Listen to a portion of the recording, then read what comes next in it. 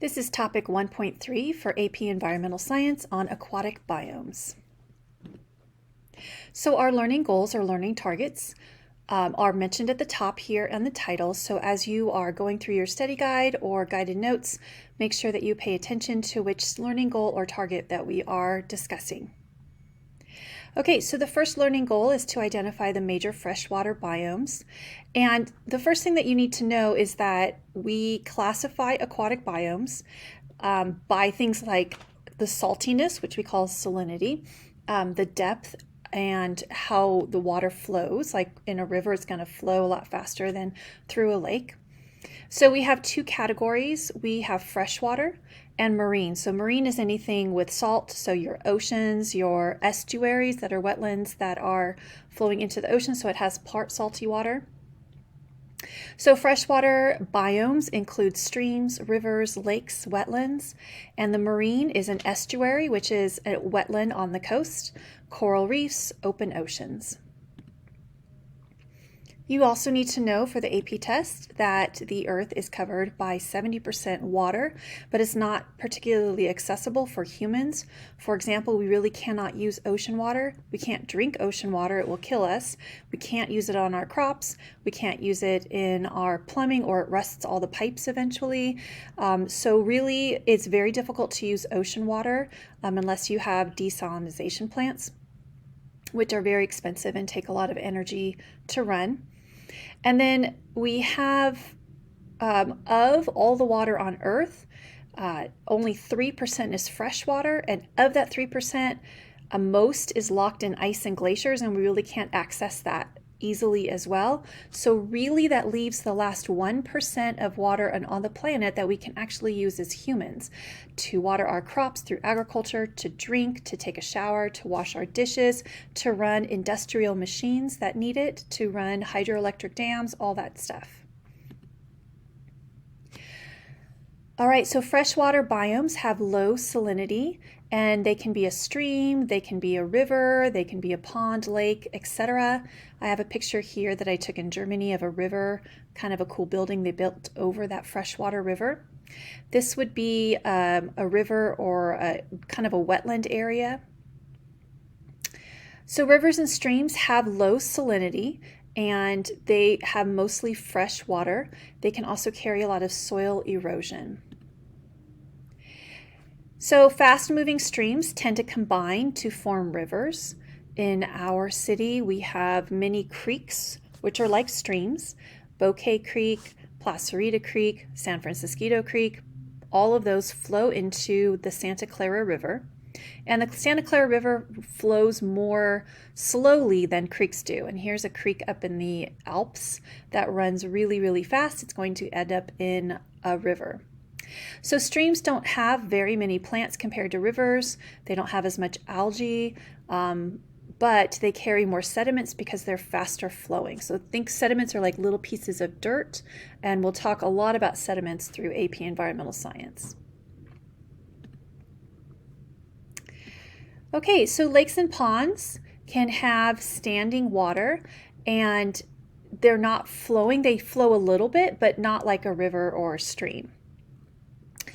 And they could be too deep to support plants because plants need sunlight. And if you are too deep in the ocean, or I'm sorry, a lake, so take a look down here where I have here this profundal zone right here. Sorry, I moved my person, not my marker. So here's a marker right here. I have profundal zone. You don't have to know the names of the lakes, the zones of the lakes, but you do need to understand that sometimes it might be too deep and there's not enough light for photosynthesis for aquatic plants. And so anywhere that sunlight can penetrate is called your limnetic zone.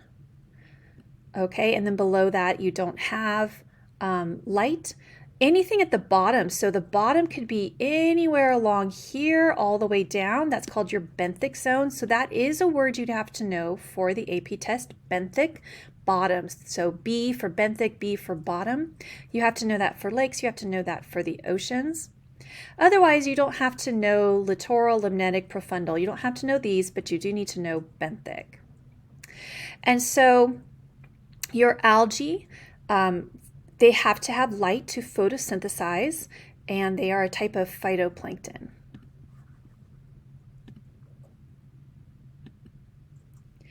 Okay, so I was talking about the profundal zone. So once again, if sunlight can't reach it, it's the profundal. You don't need to memorize that term. The one you need to memorize is the benthic zone. You also do need to understand, though, that we have zones of light and not light, and you have to have light to photosynthesize. So most of your food chain is going to be where there's light in the littoral limnetic zones. And in fresh water, our photosynthesizers are algae, phytoplankton, and water plants. Okay, so another way that we can classify our water biomes is the amount of nutrients. So if you have low nutrients, you are considered oligotrophic, and it's a pretty blue, crystal blue lake. So if you ever go to a lake and it has beautiful, crystal clear water, it's actually not particularly good for life. But on the other hand, if it's super green, and I have a picture here that I took in Austria of this really green pond, so it means that there's a lot of fertilizer, probably from the lawns, running off in here. And it has so many nutrients. The algae are super happy. They make lots of babies. We call that an algal bloom, and it turns the water green. So you kind of want somewhere in between. If you have too much green water, it's going to block light for benthic organisms. It can cause a dead zone as that algae is decomposed. And so too much algae can cause problems, but too little nutrients, and you don't have enough nutrients to start your food chain with your producers.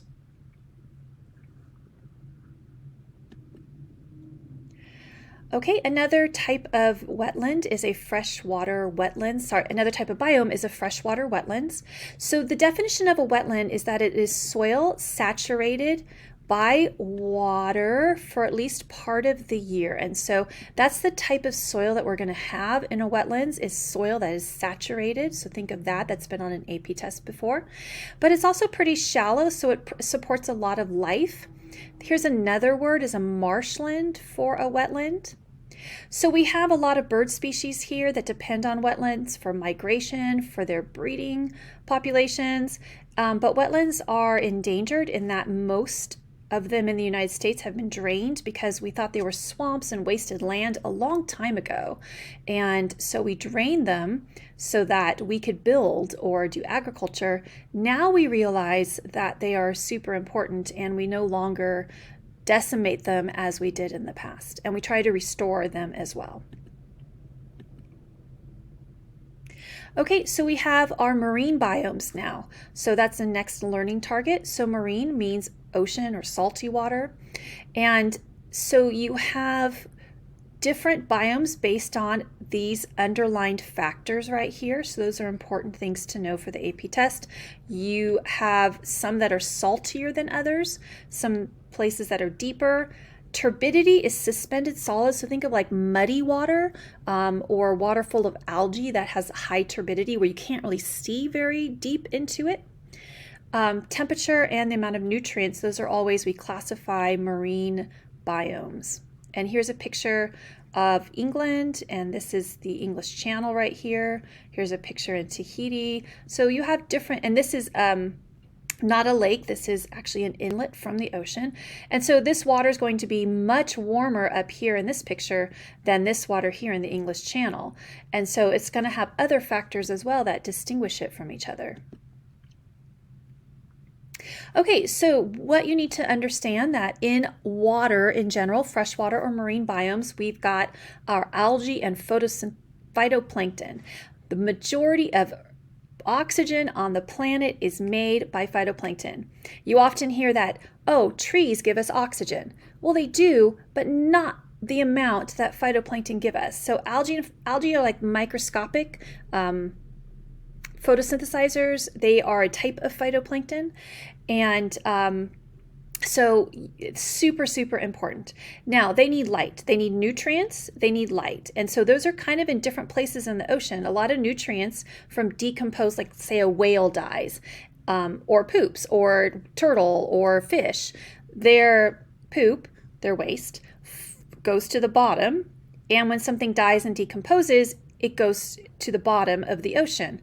Well, at the bottom, there's no light. So that's one problem the ocean has with starting the food chain is you've got your nutrients at the bottom that your producers need. You've got your light at the top that the producers need. And so in some places in the ocean where there's currents called upwelling that brings those nutrients to the surface where you have light, you're going to have a lot of more life because your phytoplankton and your algae are happy. So there are a few things you have to know in terms of the layers. You don't have to know all of these, but you do need to know the photic zone. Photo means light. So like photography, not our digital cameras now on our phones, but in the olden days, a few decades ago, people had regular cameras that the lens opened and light hit the film inside the camera. And so that's why it was called photography. Photo means light.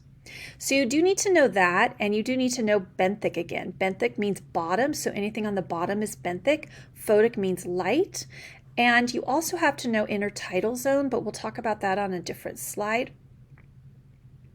And so you also here, we have distance that sunlight travels. So the majority of your life is going to be here where light can travel down because you've got to start your food chain with your producers. Your producers need light.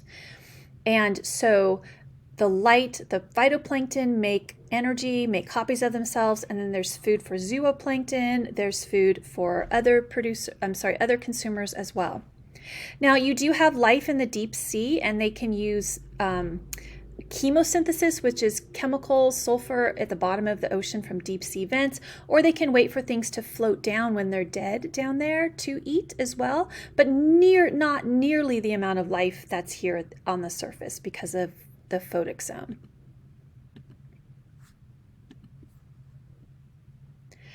Okay, so we need to know that we have estuaries. They are wetlands near the coast. So you have rivers flowing into the ocean, and you have a combination of fresh and salty water, and we call that brackish. So that's a term you have to know. And rivers will carry nutrients to oceans. They will carry sediments to oceans, and both of those are very important. Wetlands also, estuaries again, are a type of wetland. They can filter contaminants, so as water is going to the ocean, those wetland plants can process and get rid of certain toxins, so they're really important ecologically. Okay, so there's different types of wetlands. One type we have is a salt marsh that's found in a temperate estuary. So off of our coast, if you go up to Carpinteria State Beach, right next to the state beach, you have the city beach, and then right next to that, you have the salt marsh that has been reestablished. And so we are in a temperate location. That means not too hot, not too cold. So not tropical, not polar. So in between, we have our temperate biomes. And then we have mangrove swamps. These are further south where you have tropical and subtropical coasts like the coast of Louisiana or the Florida Everglades. And you have mangrove swamps. This picture here shows mangrove trees where the roots go into the brackish water, and it's super good habitat for fish. All right, so intertidal zones we have where it's a rocky area that the waves can crash against. Up here would be the high tide zone. Down here would be the low tide zone. So when you have high tide, the water comes up more onto the coast. And so it's shallower water altogether, whereas low tide zone is going to be your deeper water. So you've got extreme things. You've got waves crashing here. You've got sunlight during part of the day when it's low tide and the water's further out toward the ocean. And so these organisms that live in the high tide zone, they're going to have to be adapted to more sun, more heat from the sun during part of the day. And then they also have to have adaptations to be covered in water when the tide is high. So at high tide, which is most locations twice a day, and low tide is twice a day, you have to be able to be covered with water and be colder, and then not covered with water and be hotter. So you also have to be able to have different amounts of salinity as well because of that. Okay, next we have our coral reefs. They are the most diverse biome on the planet. Now, a lot of coral reefs are in clear water, but the nutrients come from the coral. They actually come from the zooxanthellae, which is algae that lives symbiotically with coral, and they provide photosynthesis and energy for the coral. But algae are super sensitive to pollution, to warmer temperatures, and when the algae dies, then you have coral bleaching. So down here is coral bleaching. It means the algae has left that coral.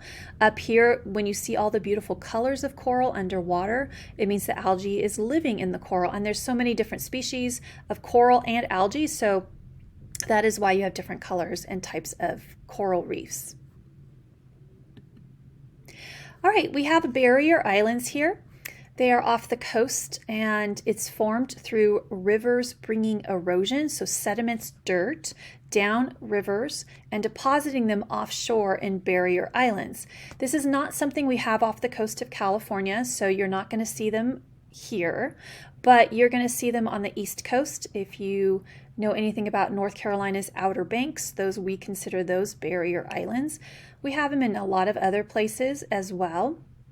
The reason why we don't have them on the western United States is because our oceans go deep really fast. We have a very short continental shelf, and then it goes deep, and so we don't have that buildup of sediments. We're in the eastern United States, and in the Gulf of Mexico, they have shallower water that extends deeper, and so those sediments can be able to build up into islands. So barrier islands are super important. They serve as frontline protection against threats. They can dampen waves, so they can take waves and make them smaller, which is not great for surfing, but it's really good to protect property damage. That it also includes during a hurricane. They can protect property that's on the coast. They provide calmer water, so you can do other types of water activities in calmer waters, from snorkeling to scuba diving to paddleboarding, things like that. And there's super important nurseries for things like birds like piping plovers and other types of species that use these barrier islands to breed. Okay, the next biome you have to know is the open ocean. The upper part is the photic, is aphotic, and sometimes in the deep sea we have something called chemosynthesis, which can produce energy through deep sea hot thermal vents. You won't need to know that part, but it's very interesting.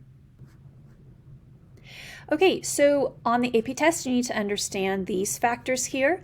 We need to understand that we define things by salinity, depth, turbidity, nutrient availability, upwelling temperature, and these are the characteristics that mean sometimes you have more fish, sometimes you don't.